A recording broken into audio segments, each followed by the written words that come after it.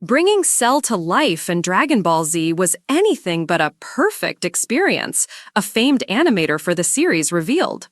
An inconspicuous feature of this infamous villain caused headaches for the late Akira Toriyama when working on Dragon Ball Z for Weekly Shonen Jump.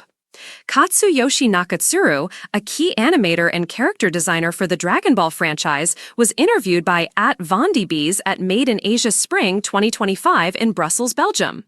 @Venexis on X, formerly Twitter, translated the interview. Nakatsuru was asked numerous questions about his experience with Dragon Ball, including how he maintained accurate and consistent character proportions through different shots and dynamic camera movements. "It doesn't exist, it's just a huge hassle," Nakatsuru humorously answered. The discussion of the difficulty of staying accurate in detail and proportion in animation transitioned to a fascinating anecdote about one of the most challenging DBZ characters to draw, Cell. A highly regarded Dragon Ball Z anime artist shares brand new artwork of the most controversial depictions of the Z fighters. As Nakatsuru explains, the numerous spots on Cell's body made every version of the character difficult to draw and animate. If we look at the beginning of Dragon Ball Super Superhero, in the hand-drawn animation part, Cell appears at some point, right? While he transforms, moves, and shifts from the foreground to the background, during those transitions, I would only draw Cell's basic form and ask someone to refine the rougher parts between frames or add the spots on his body.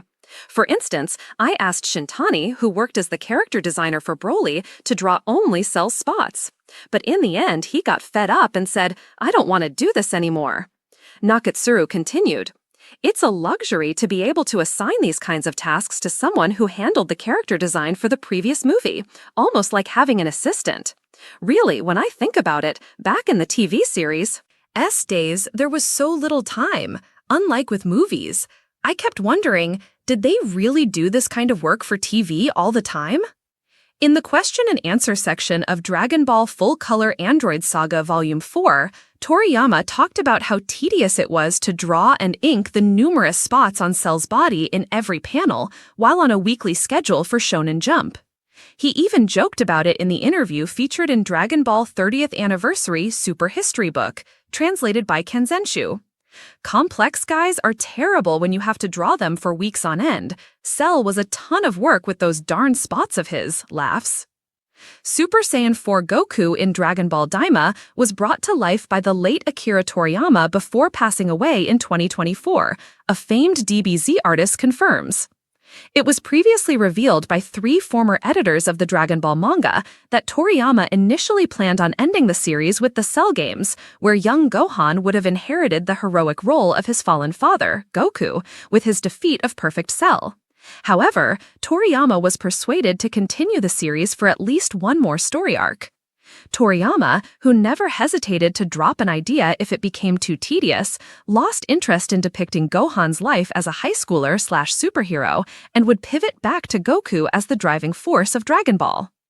All episodes of Dragon Ball Daima, the franchise's newest anime iteration, are available to stream on Crunchyroll.